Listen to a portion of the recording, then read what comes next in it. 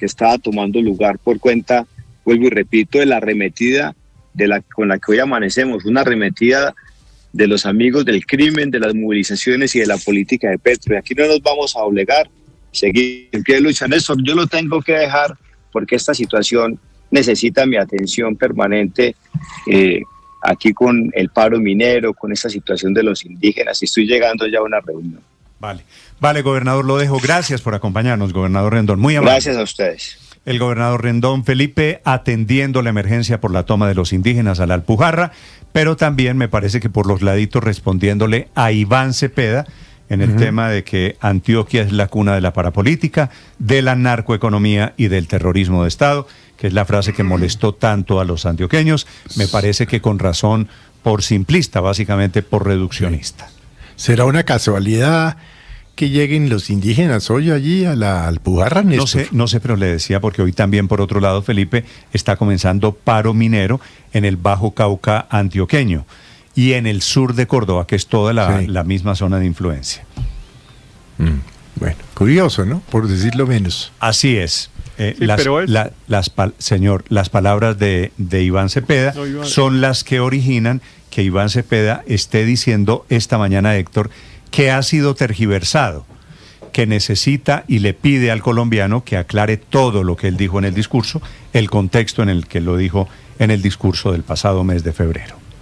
Sí, pero digamos, todo lo de las movilizaciones pues forma parte de dos cosas. Una, tensión social que hay muy grande en el país, ¿no? Y unas organizaciones sociales con una capacidad de movilización y digamos, de afectación de la vida de las demás personas, que se va a expresar, a mi modo de ver, en esta época electoral muchas veces, aun cuando entiendo que ahí en el tema de los nombramientos de los profesores indígenas hay alguna explicación relacionada con el cambio de gobierno. Pero en relación con lo otro, pues Néstor, evidentemente la frase, mejor dicho, lo voy a poner como lo puso Iván Cepeda, de la manera más simple, que es dio papaya. Utilizó una frase, digamos, claramente mal redactada, mal construida, que permitía que pasara lo que pasó. Discursos. Claro, y no forma parte, entiendo que forma parte de uno de los discursos. Entiendo que eso lo había leído en Medellín o en alguna otra parte de Antioquia, en alguno de sus eventos, porque realmente lo que entiendo que se publicó es el conjunto de los discursos que él ha venido leyendo, que son como el anexo de su programa de gobierno, y es una frase claramente pues mal escrita. ¿Sabe dónde fue el discurso que se prestaba Cepeda, para eso que pasó? Ahí mismo en la Alpujarra, yo creo. Ahí en la Plaza de las Luces, ahí en la Alpujarra, en donde están los indígenas en este momento tomándose el centro administrativo de Medellín, paradójicamente, que yo no creo que tenga nada que ver una cosa con la otra. Dio papaya y pues los opositores, los contradictores políticos, por supuesto que utilizan pues sí sirven de la papaya que dio Iván Cepeda pues para mostrarlo como un enemigo de Antioquia. En fin, Antioquia como todo Colombia, pero Antioquia en particular, usted sabe que pues se ha convertido en un botín político que por ahora ha controlado muy mayoritariamente el uribismo. El pacto histórico en las elecciones del 8 de marzo creció sustancialmente, no tanto como para disputarle la mayoría al Centro Democrático, pero pues llegó casi a 400.000 votos en Antioquia cuando no sacaba ni 200.000. Entonces, y el presidente Petro además ha tenido en su cabeza como primer objetivo el departamento de Antioquia, claro, porque siente que la ventaja que le sacan en Antioquia le hace perder las elecciones nacionales. Esa era la razón por la cual por lo menos él daba, Néstor, para permitir que Daniel Quintero participara en todo lo del pacto histórico. Si siguen lo que él explicaba a sus compañeros era... Como se sienten ofendidos hoy los antioqueños, ¿ustedes creen que alguien cree, Felipe, que van a recuperar terreno político? Es decir, diciendo que en Antioquia el narcoterrorismo nació en Antioquia, que es lo mismo que decían del mundo de Medellín cuando la época de Pablo Escobar. Falta ver si los antioqueños se sienten ofendidos, Néstor. Digamos, seguramente sí. Es probable que haya un sector pero probablemente que haya un sector de la sociedad pues que reconoce que ahí hubo unos fenómenos sociales, por supuesto, que además no se pueden desconocer y que les parezca bien que Cepeda lo diga. Es que cuando estamos en un debate político, usted puede decir una cosa y eso a sus opositores le parece pésimo y a sus seguidores Pero les mira, parece perfecto. a ver, Héctor, para ser sincero, Néstor, que la parapolítica nació en Antioquia me parece que es históricamente discutible. Yo creo que la parapolítica nació más en Puerto Boyacá, que es en el departamento de Boyacá, en límites con Antioquia. Pero que la narcoeconomía antioqueña, me parece que esa es una ofensa, entre otras cosas, Felipe, a los empresarios que se enfrentaron y que se quedaron en Medellín en la época de Pablo Escobar. El surgimiento del empresariado antioqueño fue para enfrentar a Pablo Escobar, que estaba intentando arrodillarlos en los años 80 y en los años 90. Claro. Y hablar, como habló Iván Cepeda, de el terrorismo de Estado en Medellín o en el departamento de Antioquia. Pero esto Desafortunadamente el terrorismo de Estado en Colombia, Felipe, es un fenómeno nacional como fue un fenómeno nacional. Claro. La parapolítica, atribuírselo a una región. ¿Qué región no tuvo parapolítica? ¿Qué región no tuvo Paramilitarismo, narcotráfico? sobre todo, ¿no? ¿Cómo? Claro. Y paramilitarismo. Porque, Néstor, esto es apenas un entremés del tono que va a tener esta campaña electoral. Y es bueno cuando este tipo de cosas pasan, pues remitirse a quienes han estudiado el tema. Y tal vez el libro más documentado sobre paramilitarismo en Colombia es el que escribió el doctor Alejandro Reyes Posada. Reyes Posada dice una cosa muy sencilla. Después de la disolución o de la dispersión de los grupos de narcotráfico con la muerte de Pablo Escobar, aparecieron realmente las autodefensas de Córdoba y Urabá. O sea, en primer lugar, ubica esto Pues en Córdoba y Urabá, pero agrega yo estoy además... de acuerdo en la mano, pues Mancuso no es cordobés. El Claro, pues presidente por supuesto. Petro, a ver, Aurelio, el presidente Petro no es cordobés, entonces uno Pues porque se reclama el de presidente Ciénaga de Oro, porque sí. el presidente Petro es cordobés o zipaquireño, yo a estas alturas ya no sé, adjudicarle a esas regiones del país el nacimiento del M-19, porque el presidente Petro es de Ciénaga de Oro, o porque el narcoterrorismo, que el M-19 no era muy diferente de los paramilitares, tiene un origen geográfico en consecuencia.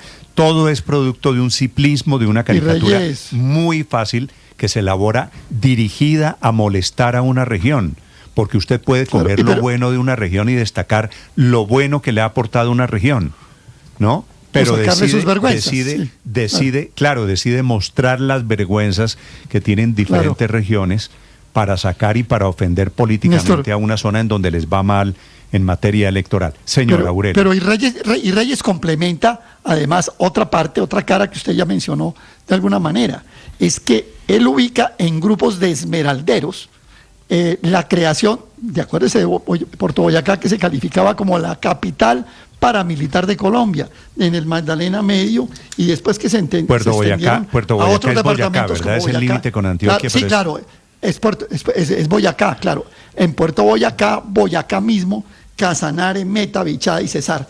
Es decir, este fue un fenómeno nacional que seguramente pudo haber tenido una punto de ignición en Córdoba y Urabá, Néstor, pero que se regó por todo el país. Me parece que en estos debates donde comienza a utilizarse el improperio, el señalamiento en la campaña electoral, es bueno recurrir a las fuentes originarias de la historia, del conocimiento, para poner las cosas en su verdadero punto.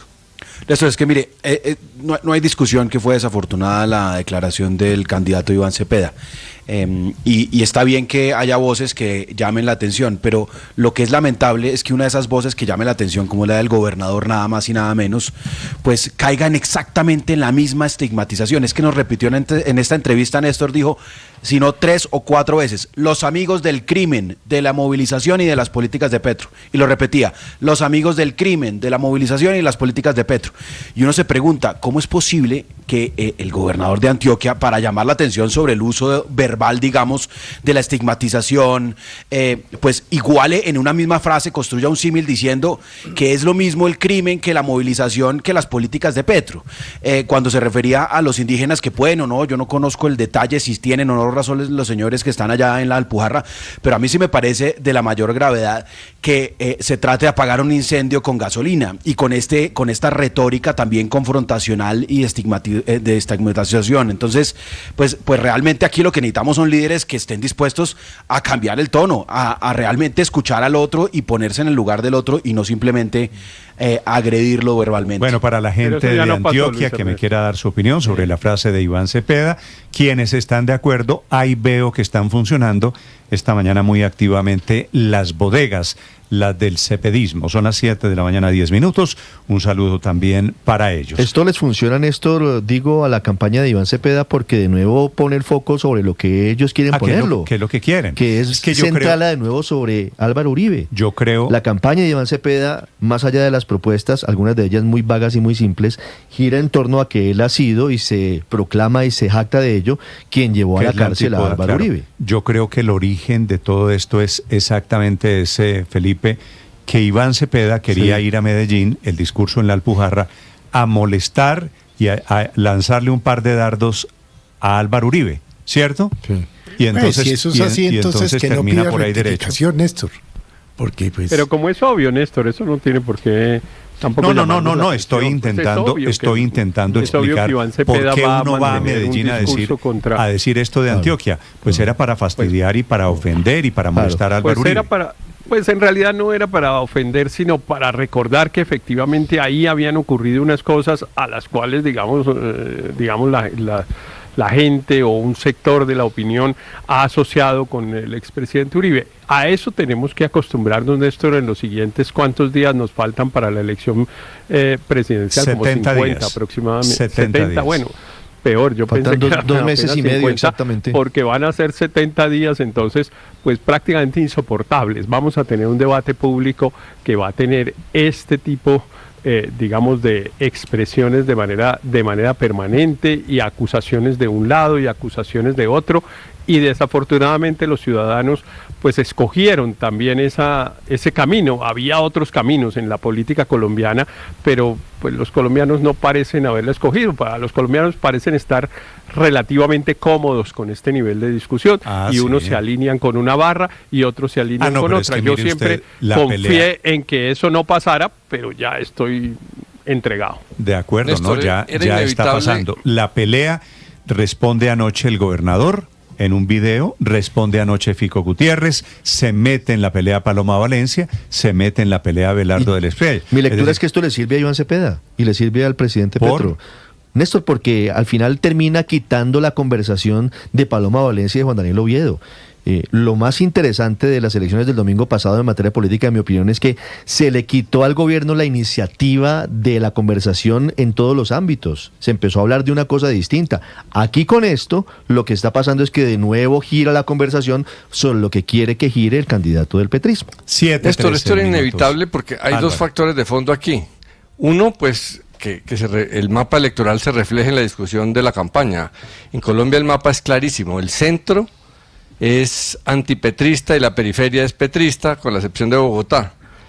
Y eso viene pasando desde hace rato. Ese mapa se constituyó desde las elecciones del 2014, en que Santos ganó la periferia y Bogotá, y el uribismo el resto del centro. Pero hay la razón más obvia es que Cepeda está devolviendo las atenciones. A él se le acusa todo el tiempo de vínculos con la guerrilla, y con esto lo que está diciendo es, y ellos tienen vínculos con el paramilitarismo.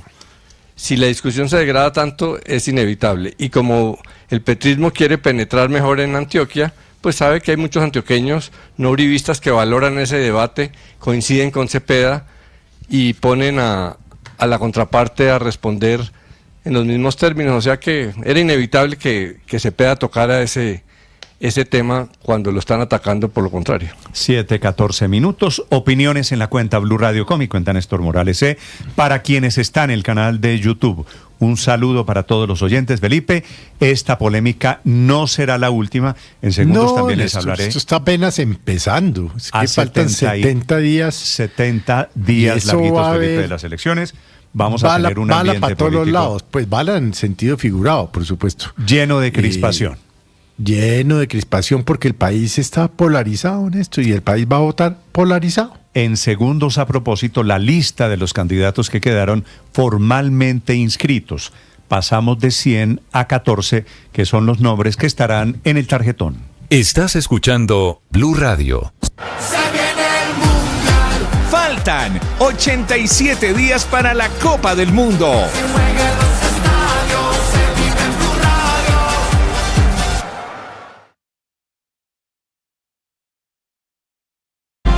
Con los que se sacrificaron, con los que renunciaron al final, con adhesiones que se ven venir, Andrés Carmona. Así es, Néstor, buenos días. Mire, arrancan 76 días decisivos para definir quiénes serán los dos candidatos que disputarán la presidencia de la República el 21 de junio o quién logrará el milagro de obtener las llaves de la Casa de Nariño en la primera vuelta del 31 de mayo. Lo que comenzó siendo una competencia con más de 100 nombres se fue decantando poco a poco a una lista de 14 aspirantes oficiales. La mayoría de precandidatos salieron del mapa porque no lograron recoger las firmas para inscribirse, no lograron el aval de un partido, perdieron en las consultas del 26 de octubre y del 8 de marzo pasado, o simplemente reconocieron que no contaban con la fuerza electoral para llegar a mayo. Todo el pasado viernes fue un peregrinaje de los aspirantes para oficializar sus candidaturas ante la registraduría. La primera en hacerlo fue la exalcaldesa de Bogotá, Claudia López, quien sin mayores sorpresas eligió a su compañero de coalición, Leonardo Huerta, como su coequipero. El punto central de su discurso fue presentarse como hijos de dos familias que no tienen las manos manchadas de sangre y que no han robado ni han hecho falsos positivos, y aprovechó la oportunidad para atacar abiertamente a Juan Daniel Oviedo, señalando que, según ella, él disfraza la vieja política con su orientación sexual. Pocos minutos después llegó la candidata de la gran consulta, la senadora del Centro Democrático, en compañía de sus compañeros de campaña, su fórmula vicepresidencial y hasta el expresidente Álvaro Uribe Vélez, quien ya se declaró gregario de la fórmula Paloma Oviedo. Escuchemos. Simplemente soy un pegador de ladrillos, porque quiero esta patria inmensamente. Para este partido no son extrañas las coaliciones, ni esta gran coalición. Vicky, tanta gratitud, cómo te esmeraste para que pudiéramos estar ahí, y a todos ustedes que nos recibieron. Para este partido no se extraña esta coalición, ni que Juan Daniel sea la fórmula de Paloma. La política hay que hacerla desde el alma, pensando en la nación, no en pequeños guetos de sectarismo político. Hay que pensar siempre en la nación. Valencia centró su discurso en la unión desde la diferencia, respondiendo a los ataques que desde la izquierda e incluso algunos copartidarios le hicieron por la escogencia de un hombre homosexual, como lo es Oviedo, como fórmula vicepresidencial, y por las discrepancias que tienen ambos en temas como la adopción por parte de parejas del mismo sexo, algo que mientras Oviedo respalda, Paloma no está de acuerdo. Escuchemos. Era mucho más fácil quedarnos nosotros solitarios en esta batalla, pero yo creo que hay que entender qué es lo que necesita Colombia, y los uribistas tenemos una ventaja para hacerlo: el corazón grande, y en el corazón grande nos caben todos ellos, y los petristas, y los independientes, y los jóvenes sin partido. El tercero en llegar a la sede de la registraduría en la calle 26 en Bogotá fue Roy Barreras, con su fórmula Marta Lucía Zamora. Ambos buscan darle un nuevo impulso a la campaña tras los débiles resultados de la consulta del Frente por la Vida, que tan solo obtuvo 600.000 votos. Escuchemos. En su auténtica decisión de sacar a los pobres de la pobreza y de hacer inclusión social, una huella imborrable que ya ha dejado el presidente Petro en la historia de Colombia. Y al final de la mañana llegó Sergio Fajardo con Edna Bonilla, manteniendo la narrativa de que ellos son los únicos que pueden romper los extremos. Mire, en la tarde la jornada terminó con el exgobernador Carlos Caicedo, quien llegó acompañado del expresidente FECODE Nelson Alarcón, el excanciller Luis Gilberto Murillo junto a Luz María Zapata, expresidenta de Asocapitales, y sorpresivamente llegó el general Gustavo Matamoros junto con el excandidato a la gobernación de Antioquia, Robinson Alonso Giraldo, avalados ambos por el Partido Ecologista. Estos se suman a los ya inscritos: Iván Cepeda, Abelardo de la Espriella, Clara López, Mauricio Liscano, cuya fórmula ahora será el exministro Luis Carlos Reyes, Miguel Uribe Londoño, Santiago Botero y Sondra McCollins. Con este panorama, los candidatos ya comienzan a recorrer Colombia, mientras que este fin de semana Paloma Valencia estuvo en Jericó, Antioquia, encomendando su campaña a la Santa Madre Laura. Sergio Fajardo estuvo en Medellín, Iván Cepeda regresó de su viaje en Brasil, en donde sostuvo un encuentro con el presidente Luis Ignacio Lula da Silva, y ahora comienza su recorrido por el país. 76 días claves en el que veremos los movimientos de cara a esa primera vuelta presidencial, Néstor.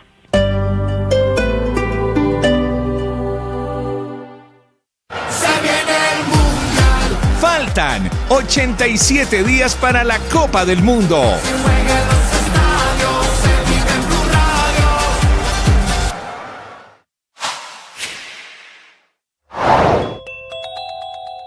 Se encuentra apagada en este amanecer la refinería de Ecopetrol en Cartagena, en donde hay desde ayer en la tarde una emergencia por una falla en el suministro de energía. De momento, Ecopetrol descarta que el apagón afecte el abastecimiento de combustibles en Colombia, pero si se prolonga, está en riesgo, por supuesto, la capacidad de producir y de refinar el petróleo, porque Reficar tiene una capacidad de 198.000 barriles diarios de gasolina del petróleo que refina la planta de Ecopetrol. Para atender la demanda nacional de combustibles, Ecopetrol puso a disposición del mercado los inventarios, pero estos sostienen la demanda apenas un par de días. De ahí la importancia de encontrar, reparar, que es el tema en el que están esta mañana los técnicos de Reficar. El bienestar no significa no tener dificultades. El bienestar significa saberla enfrentar desde una gestión adecuada de nuestras emociones, encontrando soluciones para seguir adelante. Nosotros, en la medida en que vamos solucionando las dificultades, solucionando los problemas, encontramos una gran cantidad de beneficios. Es decir, ellos nos hacen crecer, las adversidades nos fortalecen. Claro, nadie busca tener problemas, pero cuando llegan hay que pensar qué lección de vida hay aquí. ¿Qué tarea hay aquí? ¿En qué voy a crecer? Para tener la actitud mental, la fortaleza en el corazón y la inteligencia de enfrentar esa situación y solucionarla. ¡Ánimo! Tú sabes.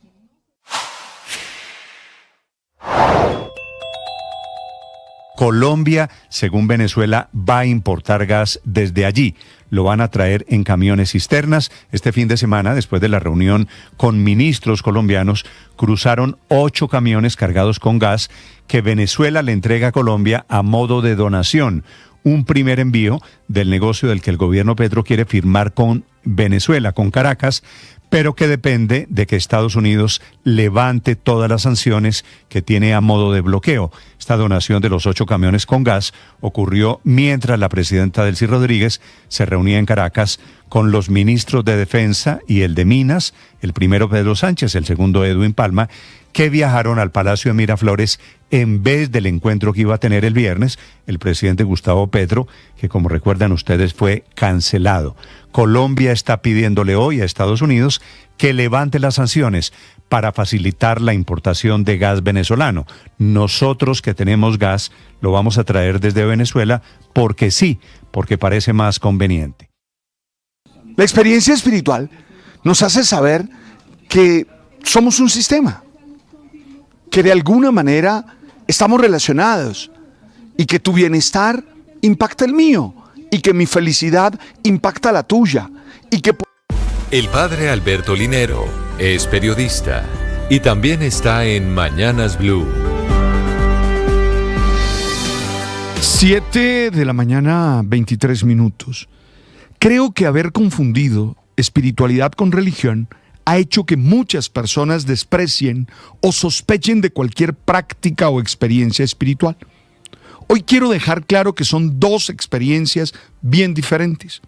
La espiritualidad es capacidad de trascender y por lo mismo tiene un carácter interior y personal. Se refiere a la búsqueda de sentido, de profundidad y de conexión con algo mayor que uno mismo, que puede ser Dios o que puede ser el misterio de la vida, la naturaleza o el propio mundo interior. La espiritualidad se vive en la experiencia cotidiana, en la reflexión, en el silencio, en el servicio o en la contemplación. Por otro lado, la religión es una forma organizada de vivir esa experiencia espiritual. Se expresa a través de comunidades, tradiciones, textos sagrados, ritos, normas morales y una manera compartida de entender a Dios o lo trascendente. La religión ofrece un camino estructurado que orienta la vida de los creyentes y crea una comunidad donde la fe se celebra y se transmite. Yo soy católico, un católico convencido y practicante, que todos los días lee y estudia teología y que participa de las celebraciones de la fe. Pero entiendo que cada uno tiene sus propias opciones y búsquedas, las cuales no solo respeto, sino algunas veces aprendo de ellas. Es más, hasta entiendo que algunas personas no practiquen una religión, pero lo que sí creo fundamental es que los seres humanos tengan una experiencia espiritual.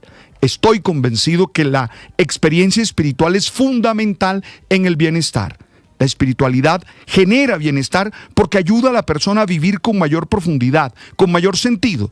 Cuando alguien cultiva su vida interior, encuentra un espacio donde ordenar sus pensamientos, comprender mejor lo que vive y conectar con aquello que considera trascendente. Desarrolla tu dimensión espiritual. Estás escuchando Blue Radio.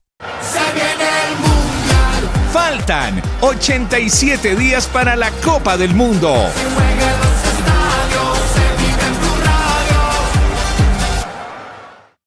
Y nos estamos preparando ya para la Copa del Mundo. Por eso no te puedes perder los partidos aquí en nuestro canal de YouTube de la Selección Colombia. Preparatorios, Colombia-Croacia este 26 de marzo. Aquí, @Blue Radio. Suscríbete al canal para que tengas una mejor experiencia con nuestros contenidos. Colombia-Croacia. Se viene el Mundial. Escanea este código y suscríbete a nuestro canal de YouTube. @Blue Radio Co. Y disfruta y participa de la programación de Blue Radio. Blue Radio. Le ponemos cara a la radio. Blue, más que radio. Bienvenidos, un gusto saludarlos. Buenos días, oyentes. Con ganas iniciamos nuestro día. La pasión y la afición en juego y los datos de lo último en deportes se lo presenta Mañanas Blue. 7 de la mañana, 26 minutos, momento para hablar de deportes, momento para hablar de nuestra liga que tuvo una muy movida fecha 11. Se cerró con una victoria al límite en el último suspiro del Junior de Barranquilla, 2-1 frente a Fortaleza. Teo Gutiérrez había abierto la cuenta temprano al minuto 14, pero Andrés Arroyo igualó para Fortaleza y solo, oigan bien, al 90+8 en la última jugada del partido, un cabezazo de Jan Pestaña le dio la victoria al equipo Tiburón. Los que empataron fueron América de Cali y Deportes Tolima en el Pascual Guerrero en Cali, 1-1. Adrián Parra también pronto al minuto 12 marcó para la tribu Pijao y al 56 apareció Mateo Castillo. Qué jugador es Castillo, cómo ha crecido este chico vistiendo la camiseta del América de Cali ante una asistencia de Carrascal. Palomita para el 1-1 final, salvándole un punto a la Mechita, a el equipo americano como local. Un visitante que hizo diferencia fue Independiente Medellín, derrotó 2-1 a Jaguares de Córdoba. La victoria al poderoso le alivia en esa posibilidad matemática, casi hazaña que tendrá que recorrer para meterse en el grupo de los 8 en la próxima fase. Bien, ha empezado la remontada ganando en casa del conjunto cordobés. El Deportivo Pereira perdió como local ante Águilas Doradas 1-0, mientras que el fin de semana dejó otros resultados de impacto. La victoria del Boyacá Chicó 2-1 frente a Millonarios. Perdió Millos frente a uno de los equipos coleros del torneo. Ginás descontó, pero Vanguero y Molina fueron los encargados de marcar para el equipo boyacense. Eso sí, más allá de la derrota, el episodio lamentable fue el de la pelea al final del juego, rumbo a los camerinos. Jacobo Pimentel, delantero del Chicó, terminó agredido. Las versiones iniciales hablan de una agresión de parte supuestamente del arquero Diego Novoa de Millonarios. Lo cierto es que Pimentel terminó con un vendaje en la cabeza, aparentemente puede haber denuncias. El tema está muy turbio frente al suceso vivido al término del partido. ¿Quién es Jacobo Pimentel? Jugador, sí, hijo del máximo accionista del Boyacá Chicó, Eduardo Pimentel. Eso sí, todo se da en medio de un pésimo arbitraje del señor Héctor Rivera, con muchas irregularidades en el desarrollo del juego. Otro que ganó fue el Deportivo Cali como visitante en la frontera 2-0 al Cúcuta Deportivo. Avilés Hurtado fue el hombre gol, doblete, el segundo es una joya, y el debut de Rafael Dudamel fue en positivo. Es decir, el regreso del técnico venezolano al conjunto azucarero ha sido para acercarlo al lote de los 8. Ahora es noveno el Deportivo Cali. Santa Fe empató 1-1 con Valledupar, Internacional de Bogotá 0-0 con Atlético Bucaramanga, y todo comenzó con la victoria del líder Atlético Nacional 2-0 frente a Llaneros y de su escolta, el Once Caldas, que derrotó 4-2 en Manizales al Deportivo Pasto. Esto significa que el grupo de los 8 tiene a Nacional con 24, Once Caldas con 22 segundo, la escolta Pasto con 21 que es tercero, cuarto Internacional de Bogotá con 20, Quinto está Junior con 19, sexto Bucaramanga con 18, séptimo América con 17, octavo Tolima con 16. Les decíamos noveno Cali 15 puntos y ahora es undécimo Millonarios con 14 unidades. Noticias: 87 días del Mundial de la FIFA 2026. Debutó James Rodríguez con el Minnesota e ingresó cuando su equipo perdía 5-0 frente al Vancouver. Ingresó al 64, el minuto 64, y el 10 de Colombia tuvo actividad 117 días después. Así que por lo menos ese es el positivo de lo vivido en la MLS para James, que volvió a competir. La otra noticia: no se jugará la finalísima España frente a Argentina. El conflicto del Medio Oriente obliga a que el partido que se jugaría en Qatar se cancela. Los españoles querían que se jugara en Madrid, Argentina dijo no, así que no habrá Messi versus Yamal por el título de los dos campeones, el de Europa España y el de América, la selección de Argentina. Y buenas noticias para Francia y para el Real Madrid. Vuelve Mbappé, acaba de ser convocado y confirmado por el técnico Arbeloa para el partido de vuelta de la Champions frente al Manchester City. Esto automáticamente de carambola activa la convocatoria del francés de Mbappé para la gira americana. Y de carambola significa que Mbappé sí jugaría frente a Colombia defendiendo los colores de Francia el próximo 29 de marzo en Washington. Más adelante, noticias de la gimnasia artística con Ángel Barajas, el colombiano, de The Players con Nico Echavarría y mucho más a esta hora en Mañanas Blue 7:31. Estás escuchando Blue Radio. Faltan 87 días para la Copa del Mundo.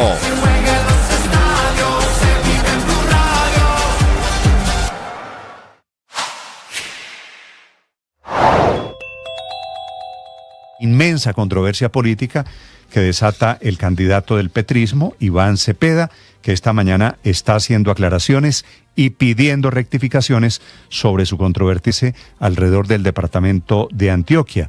Dijo Cepeda en un discurso público que Antioquia es la cuna de la parapolítica, de la narcoeconomía y del terrorismo de Estado. Una frase tal vez para atacar al expresidente Álvaro Uribe no suficientemente justa. Claro que Antioquia vivió el fenómeno de la parapolítica, lo protagonizó, tuvo parapolíticos, también como los tuvo el departamento de Córdoba, o Cundinamarca, o el Caribe, o el departamento del Valle del Cauca.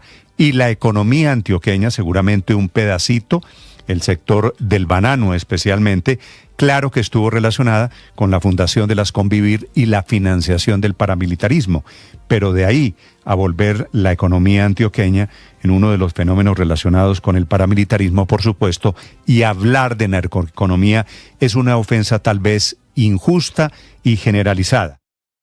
Celebro encontrarme con ustedes. Sí, estoy feliz de verlos, de leerlos. Es que ustedes escriben cosas tan agradables. Ustedes siempre están con nosotros y eso realmente me anima. Gracias por compartir este momento. Gracias por abrir el corazón. ¡Hey! Estamos en Blue. Suscríbanse y compartan con nosotros. Tú sabes.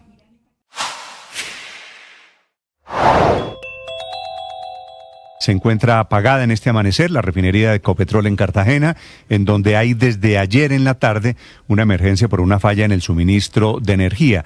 De momento, Ecopetrol descarta que el apagón afecte el abastecimiento de combustibles en Colombia, pero si se prolonga, está en riesgo, por supuesto, la capacidad de producir y de refinar el petróleo, porque Reficar tiene una capacidad de 198.000 barriles diarios de gasolina del petróleo que refina la planta de Ecopetrol, para atender la demanda nacional de combustible. Atención, Irán está notificando al mundo que va a llegar esta guerra con Estados Unidos e Israel tan lejos como sea necesaria. Una muy dramática advertencia militar que hace el canciller iraní. Hoy, que es día de nuevos bombardeos, tanto en blancos iraníes como por fuera de Irán, el contraataque de Irán. Silvia Carrasco. Sí, Néstor, el contraataque del canciller iraní Abbas Araghchi, la verdad es que se está repartiendo por todo el mundo. Todo el mundo está cogiendo lo que dijo en una entrevista con la cadena norteamericana CBS, y ha sido esta mañana, después de que el presidente Donald Trump invitara a los países del mundo, a sus aliados, a la OTAN, a Europa e incluso a los países del G7 a que le ayudaran a abrir el estrecho de Hormuz. Ha sido el canciller Araghchi el que ha dicho que no es cierto que, como dijo Trump, que estuvieran pidiendo una negociación o un alto al fuego. Dice que ellos van a seguir peleando hasta donde sea necesario, así lo decía. Ask for a ceasefire, and we have never asked even for negotiation. We are ready to defend ourselves as long as it takes, and this is what we have done so far, and we continue to do that until President Trump comes to the point that this is an illegal war. Dice que al final dice que esto lo van a seguir defendiéndose hasta que el presidente Trump llegue a la conclusión de que esta es una guerra ilegal, y por lo tanto dice que ellos nunca han pedido ni un alto al fuego ni tampoco ningún tipo de negociación, que están dispuestos a llegar hasta donde sea necesario. Y eso fue con lo que hablaba con CBS, pero allí en su país ha dado una entrevista a una agencia de estudiantes, y ahí lo que ha dicho es que el canal de Hormuz, el estrecho de Hormuz, no está cerrado para los que no son enemigos de Irán. Por lo tanto, está también intentando crear una división entre los países que están teniendo el problema de suministro de combustible. Pero en esta petición del presidente Trump a los países europeos y a la OTAN, la verdad es que el primero en responder fuertemente ha sido Alemania, ha sido el ministro de Asuntos Exteriores alemán, Johann Wadephul, quien llegando a Bruselas ha dicho que no ve ningún papel para Alemania de participar allí en el estrecho de Hormuz, y dice además, le llama la atención además a Trump porque le dice que no le ha hecho ninguna petición ni se está discutiendo esto dentro de la OTAN. Por lo tanto, la OTAN no tiene ningún plan para actuar allí en el estrecho de Hormuz. Italia también le ha dicho, Néstor, que espera que cree que es mejor ir por una vía diplomática, Néstor. A propósito de vía diplomática, no por accidente, el presidente Trump le está advirtiendo a sus aliados de la OTAN esta mañana que tienen que ayudar a desbloquear el estrecho de Hormuz. La prioridad de Trump es bajar los precios de la gasolina en Estados Unidos, bajarlos, entre otras cosas, al mundo. Nosotros en Colombia también vamos a pagar las consecuencias de un petróleo por encima de $105 el barril. Juan Camilo Merlano desde Washington. Néstor, y ya entrando en esta tercera semana de la guerra, la gran interrogante es por cuánto más se va a extender. Trump al principio sugirió días, luego dijo que entre 4 a 5 semanas, luego que hasta que sea necesario, y más recientemente ha dicho que la guerra acabará cuando él lo sienta en sus huesos. El dilema es complejo: retirarse ahora y cantar victoria por haber decapitado al ayatolá Jamenei y destruir los sistemas de defensa aérea de Irán y su armada, o quedarse y tratar de garantizar que en efecto Irán ya no tiene capacidades de desarrollar armas nucleares ni tampoco misiles o drones. Cualquiera de las decisiones tiene un costo político alto, aún teniendo en cuenta la realidad que se vive en terreno, particularmente en el estrecho de Hormuz, donde sencillamente no se ha logrado repeler la amenaza de Irán.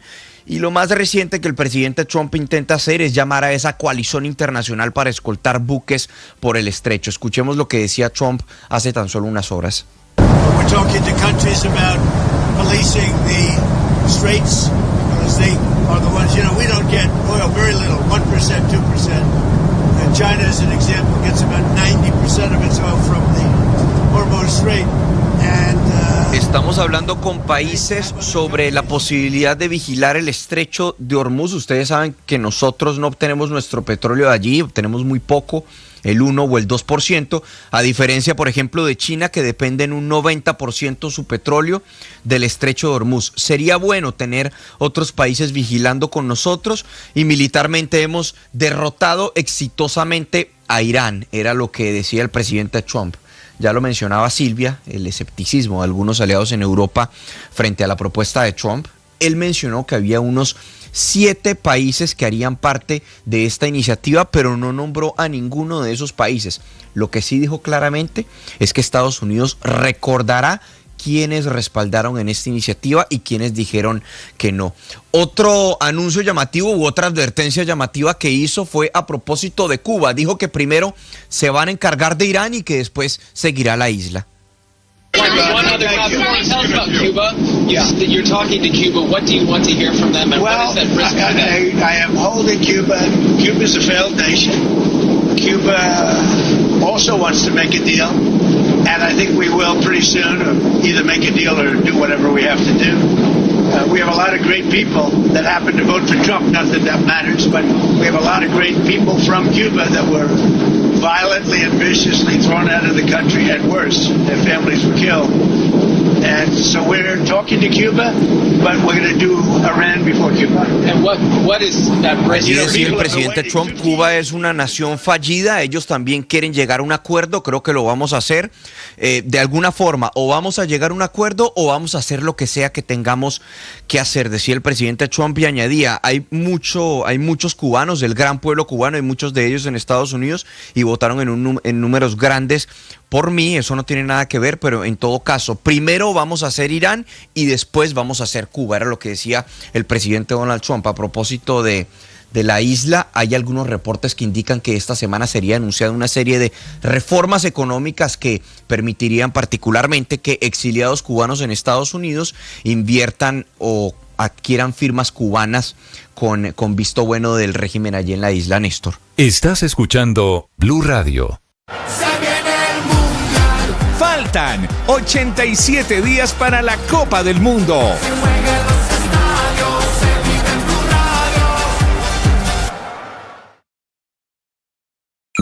Escanea este código y suscríbete a nuestro canal de YouTube, @Blue Radio Co. Y disfruta y participa de la programación de Blue Radio. Blue Radio, le ponemos cara a la radio. Blue, más que radio.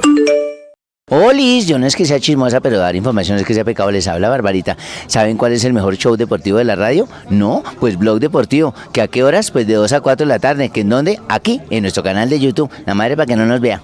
Se viene el mundial, la fiesta va a empezar. Con Blue todos disfrutan, nadie se nos queda atrás. Se viene el mundial, la fiesta va a empezar. Se juega en los estadios, se vive en Blue Radio. Te vamos informando cómo se prepara nuestra selección. Blue más que radio, es pura pasión.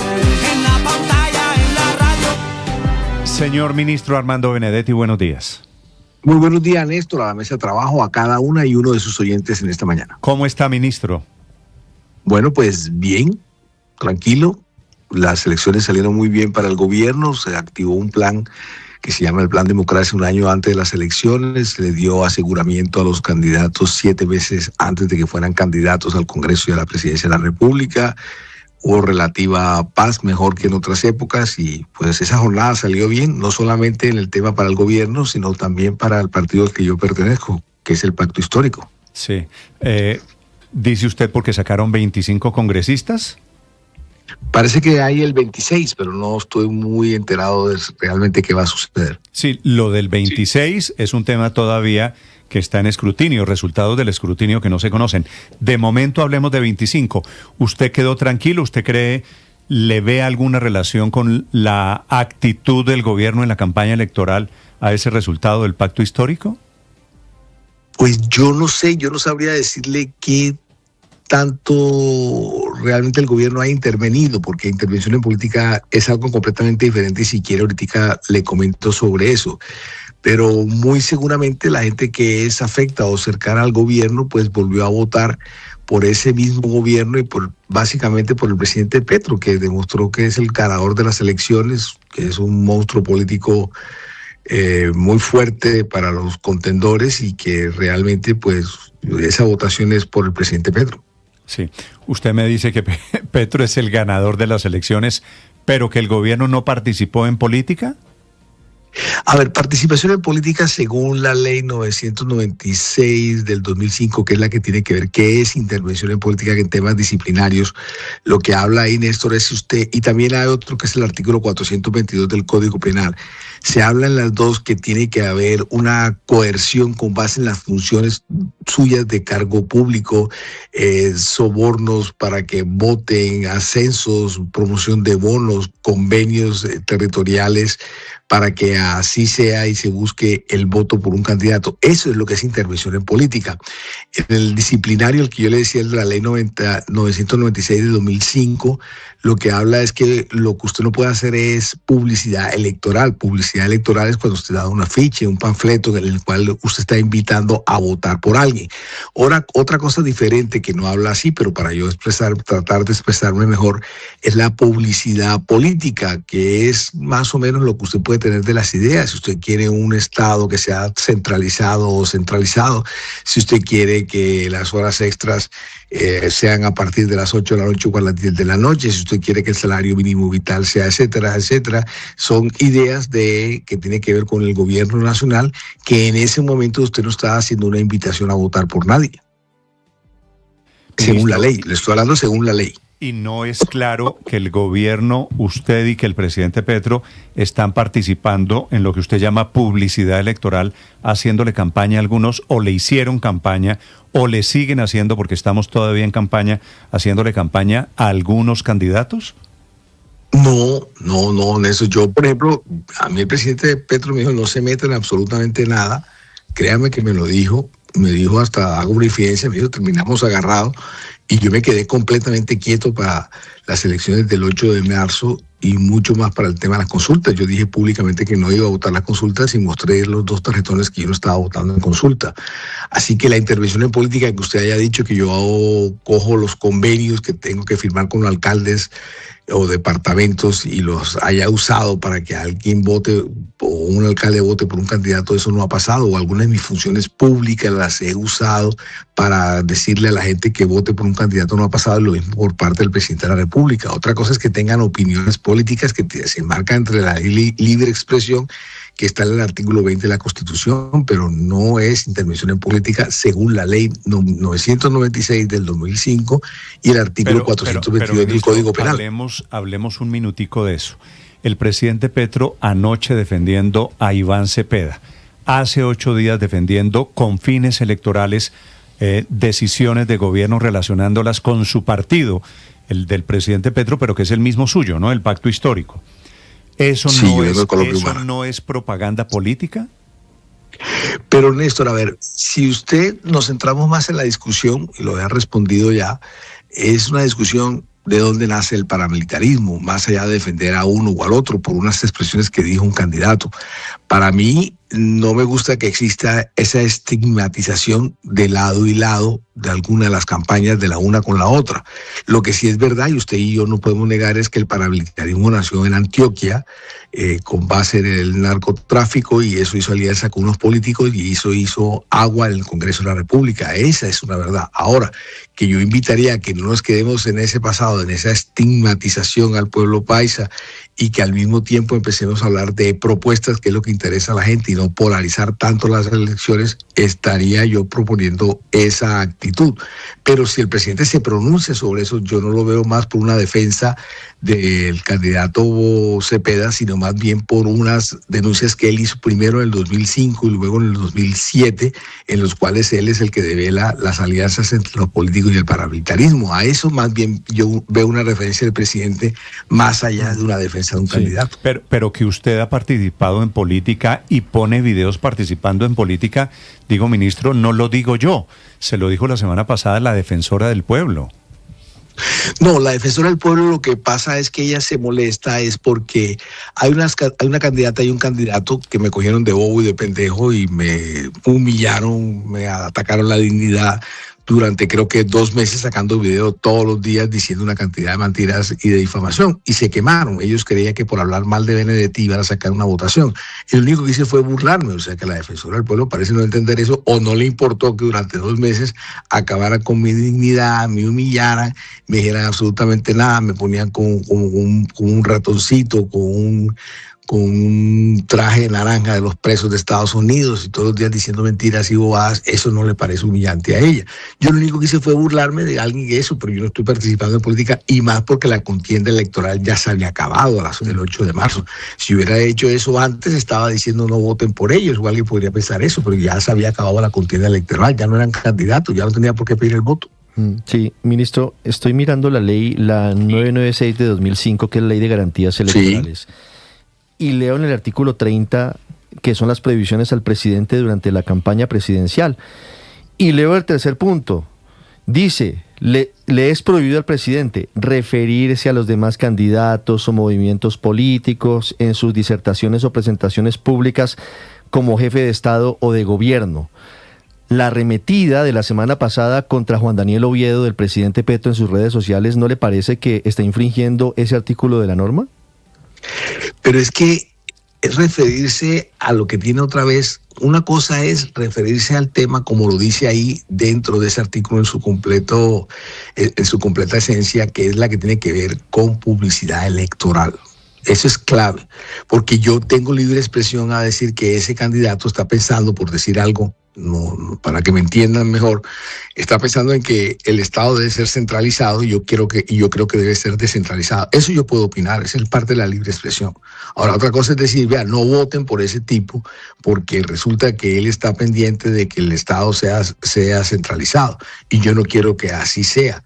No hay que votar por él, no hay que intervenir por él, pero el presidente puede obviamente lanzar opiniones sobre el tema. Además, esas opiniones no creo que cambien de opinión a quien le gusta el candidato Oviedo, por el cual tengo el mayor respeto. Sí. Ministro, ¿hasta cuándo van a seguir usted y el señor presidente hablando del fraude electoral? Bueno, a ver, lo que se ha llamado el fraude es para, más que todo, llamar la atención, o las críticas que hay es para el que viene presidencial, Felipe. ¿Qué es lo que ha dicho el presidente que yo creo que nos ha entendido bien? Lo primero es que debe haber un software que lo debe tener el Estado. Entonces el Consejo Nacional Electoral dice, ya yo lo tengo. Entonces, primera pregunta, si usted lo tiene, ¿por qué tiene que contratarse otro? Segundo, lo que sucede con ese software es que es más bien un software calculadora, que lo único que hace es sumar los resultados de los departamentos. Lo otro que ha dicho el presidente es que ese software debe ser auditado. Él lo ha mostrado durante 2 o 3 días ante 2,000 y pico de personas de los diferentes partidos, pero lo que dicen los técnicos es que para auditar ese software, Felipe, debe tenerse entre 3 y 4 semanas. Y lo otro es que ese software y ese código fuente sea tenido por los diferentes partidos el día de elecciones y después, que es donde viene realmente la puja de saber qué pasó con el número de votantes versus el número de votos, versus que a veces salen que votaron no sé cuántas personas, pero todos los votos salen nulos. Esas son las 3 cosas básicamente que pide el presidente, y eso no se ha dado. ¿Por qué es que no se ha podido auditar el código fuente 3, 4 semanas? Debería empezar a hacerlo ahora, que faltan como 70 y pico de días para las elecciones. Pero a ver, ministro, ustedes, y así empezó esta entrevista, están satisfechos con la elección de 25, 26 senadores para el pacto histórico. ¿Les parece que está bien? Si hubieran hecho campaña, hubieran sacado más. Bueno, muy bien. No, pero el tema no es ese. El tema es, y si no gana el candidato Iván Cepeda, ahí entonces el software del que usted está hablando y habla el señor presidente, ¿ya no les va a servir? No, para nada. Hay que reconocer las elecciones y hay que darle tranquilidad. Fíjese el esfuerzo que hizo el Ministerio del Interior en hacer las comisiones de seguimiento electoral, Felipe, donde iban todos los partidos. De 17 partidos y fueron siempre 16. Y ahí se las atendió las quejas que tenían que ver con seguridad, etcétera. Hubo 4,000 eventos donde se movieron los candidatos y hubo 55,000 miembros de la fuerza pública que se movieron. Hubo más de 64 candidatos a la presidencia asegurados, 400 al Congreso asegurados, etcétera. Se ha hecho un esfuerzo, le repito, 7 meses antes de que sean candidatos. O sea que nosotros hemos estado abiertos para eso, solamente que el presidente ha preguntado, bueno, ¿qué pasa con el código fuente? ¿Por qué no se puede auditar durante 3 semanas? Eso es lo que está pidiendo el presidente. ¿Por qué no se puede tener el día de los partidos? ¿Por qué no se ha comprado el software, que fue lo que sacó la sentencia de febrero del 2018? Eso es lo que se ha preguntado.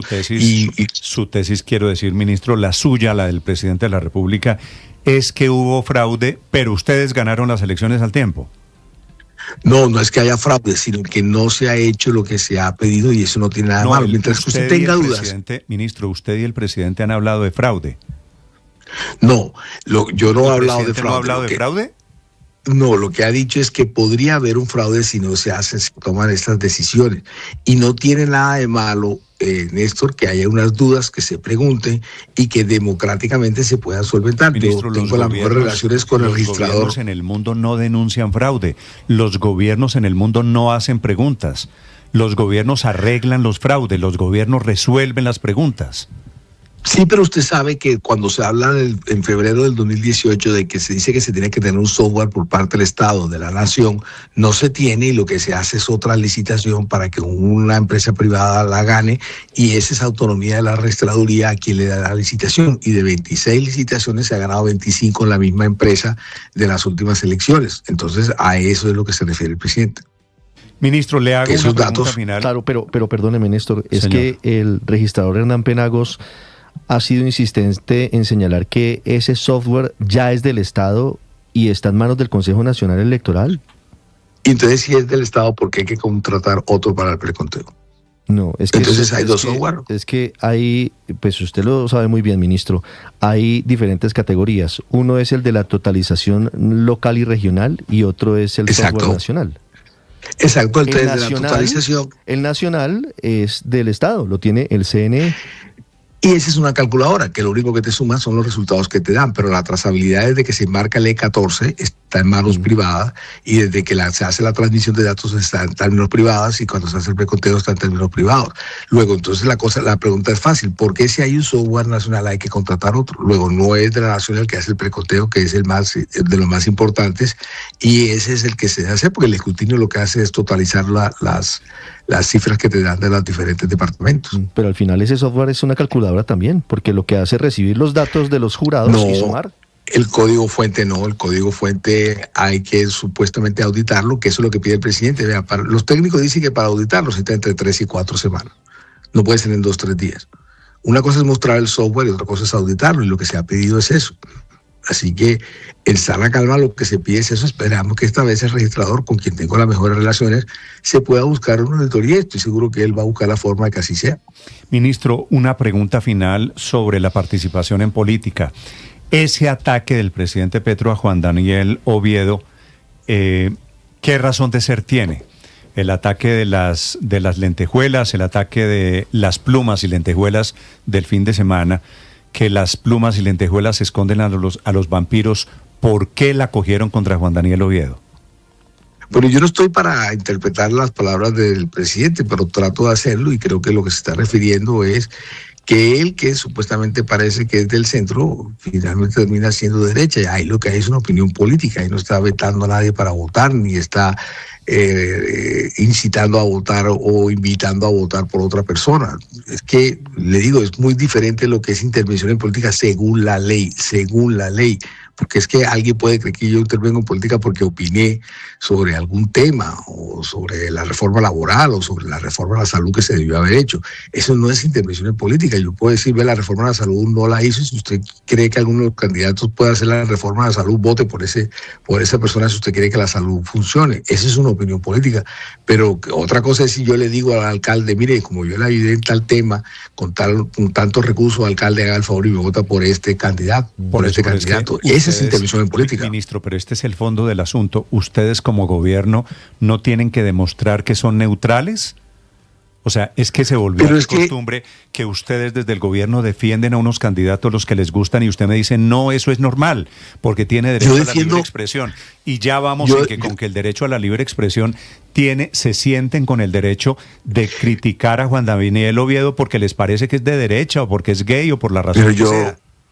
Pero yo no siento que haya sido una crítica, es una opinión para opinar sobre el tema. Yo tengo la mejor percepción del candidato Oviedo y mucho más de Paloma, con quien fue compañero como 8 años. Decirle a un candidato que con sus plumas y lentejuelas, que a mí ya me parece homofóbico, esconde que es un vampiro, ¿eso es una opinión, le parece a usted inocua? No, yo no he dicho que sea inocua. Yo lo que estoy diciendo es que devela un contenido político y no homofóbico, es lo que yo quiero significar. Diciendo que de pronto está hablando del centro cuando es posible que pertenezca a la derecha. Es lo que yo entiendo de ese contenido político. Es un contenido político, no es personal. ¿Les gustaba la inclusión, lo de los homosexuales con el ministro Florian, cuando es petrista? Pero si es un homosexual que no es petrista, ¿ya no les gusta? Pero le insisto que no es un tema homofóbico, sino es un tema de contenido político y se lo he explicado varias veces. Y les gustan las mujeres cuando son petristas, pero no les gustan las mujeres cuando son uribistas. Vuelvo y le repito, yo vuelvo y le repito como por quinta vez, es un contenido político que nada tiene que ver con lo personal y lo homofóbico, como lo ha acogido cierto sector de la prensa, porque hay otro sector de la prensa que lo ha acogido desde el punto de vista que tiene que ver con que las lentejuelas, etcétera, tiene que ver como si te estuvieras pintando de centro cuando eres de derecha. Ese es el contenido político que yo le veo a eso. Bueno, pero y las mujeres nada que ver. Yo, por ejemplo, soy amiguísimo de Paloma y le auguro una buena campaña. Todos lo entendimos que era contra Juan Daniel Oviedo, hasta el mismo Juan Daniel Oviedo.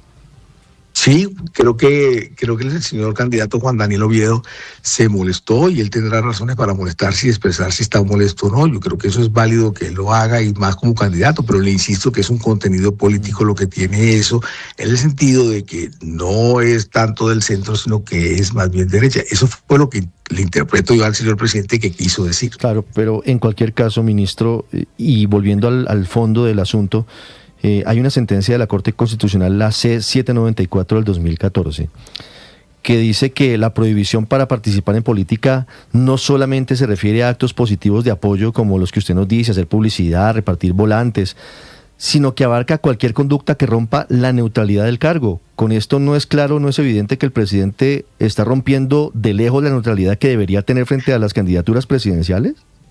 Esa se refiere a la neutralidad del cargo con base en los procesos electorales. Por eso, estamos en una campaña presidencial, es que estamos hablando de elecciones, ministro. Pero no, romper la neutralidad es en caso de que, no sé, usted ponga a todos los ministros